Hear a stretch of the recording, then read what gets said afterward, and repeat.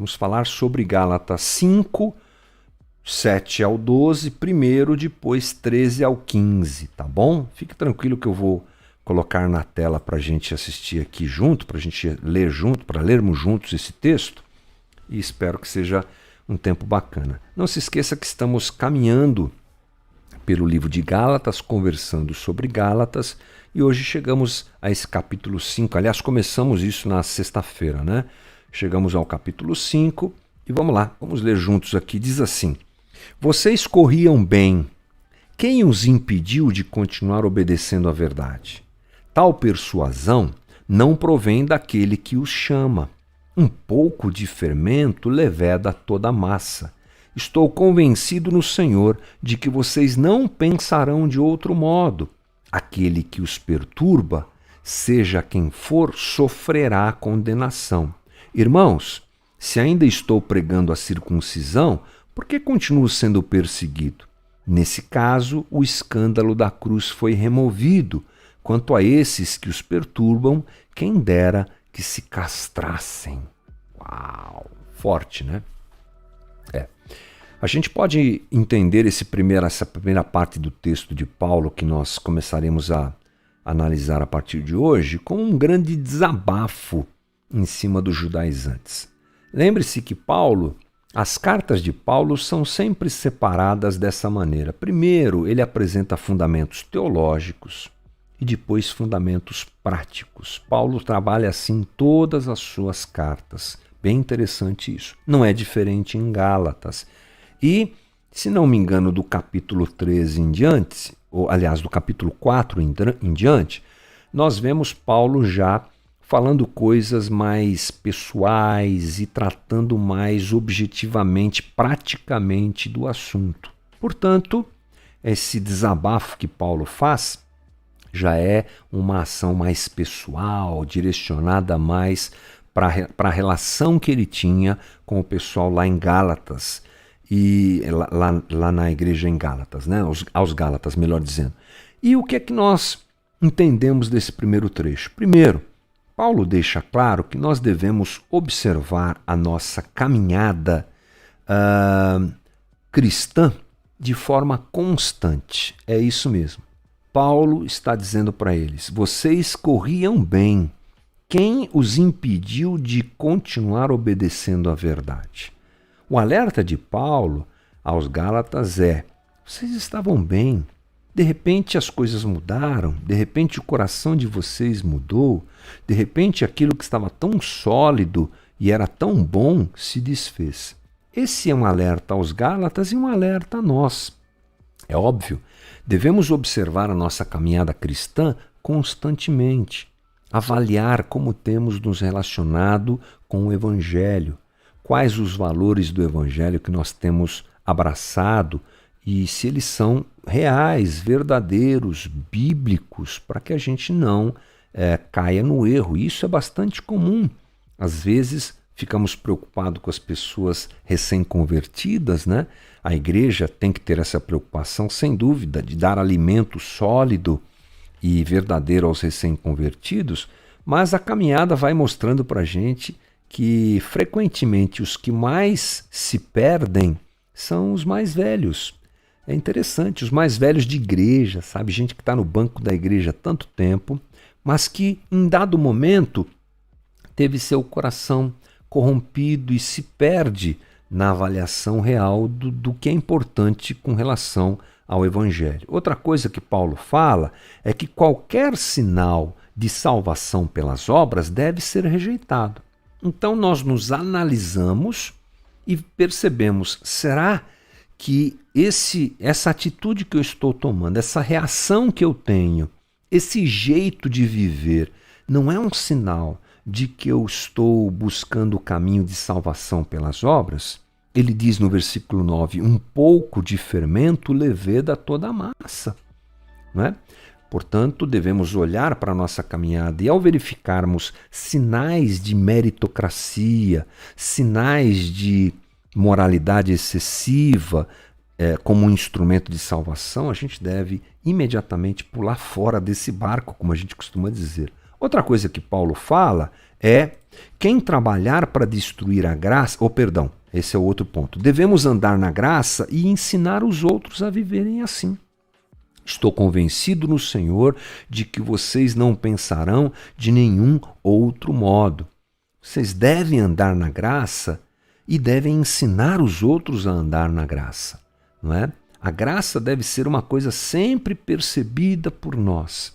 O evangelho que vivemos, o evangelho que cremos, o evangelho real, o evangelho deixado por Jesus, aquilo que é fruto do seu sacrifício na cruz e tudo mais, é o evangelho da graça. Portanto, nós devemos andar nesse evangelho e ensinar as pessoas a andarem assim. E último ponto, quem trabalhar para destruir a graça será condenado. Bem forte isso, né? Aquele que os perturba, seja quem for, sofrerá a condenação. Muito forte o que Paulo fala. E ainda mais, ele diz no versículo 12, depois nós veremos isso com mais calma, mas ele diz: quanto a esses que os perturbam, quem dera que se castrassem, né? Se referindo aos judaizantes que ficavam apregoando a desnecessária circuncisão de gentios, de não-judeus. Então, nós vemos nesse primeiro momento do capítulo 5 esse desabafo de Paulo. Não é? O que vocês estão fazendo? Vocês estavam bem, começaram bem, agora se perderam, se confundiram, e que isso sirva de alerta a nós. Não é? Se os Gálatas que foram evangelizados por Paulo, gente, não é? Imagine alguém capaz de pregar adequadamente o evangelho da graça. No topo dessa lista está o apóstolo Paulo, um judeu ortodoxo, hebreu dos hebreus, seguidor da lei, que perseguiu a igreja e que é alcançado por Jesus no caminho de Damasco, tem uma relação direta durante alguns anos ali no deserto da Arábia com o próprio Cristo, que o ensina a interpretar toda a religião judaica agora a partir da morte e da ressurreição de Cristo. É um cara que sabe o que é graça. Ele prega aos Gálatas o que é graça e mesmo assim vem uma conversa, vem um modelo novo, vem um resultado maior. Você já pensou que quantas vezes é isso que nos atrai? Resultados, modelos que enchem igrejas. Pastores são tão assediados por isso, gente. Pastores são tão oprimidos por isso. Frequentemente eu ouço qual o modelo que a Casa da Rocha segue. É interessante. E os pastores, muitos, é claro, com o coração sincero, não julgo aqui a intenção, muitos ficam procurando um jeito de fazer a igreja dar certo, a igreja crescer mais, a igreja ser relevante, como se a gente, como não, tratando a igreja local, como uma empresa em que eu preciso ter métodos que me levem a crescer e a expandir os meus horizontes. Se não são pastores, somos nós. Agora me coloco na condição de não pastor, mas de seguidor de Jesus Cristo. Somos nós também, que tantas vezes somos assediados por modelos que apresentam resultados. Olha só, fulano de tal começou em tal local, em tal igreja, em tal reunião, e a vida dele mudou. Mudou como? Agora ele prosperou. Agora olha que incrível que essa pessoa está dizendo. Eu sei que é bastante delicado dizer tudo isso e até certo ponto me constrange, porque fica parecendo que a gente é dono da verdade, né? Não, não somos dono da verdade. Jesus é o dono da verdade. Ele é a própria verdade. Portanto, se eu quero conhecer a verdade, eu sigo Jesus. É assim que a gente vive o Evangelho de Jesus Cristo na nossa comunidade, tentando estar mais perto possível de Jesus.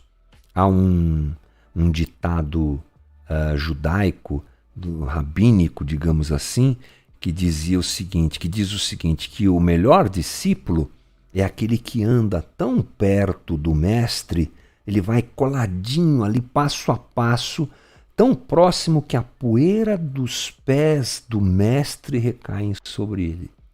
É o que a gente tenta fazer. A gente olha para Jesus e vai atrás de Jesus.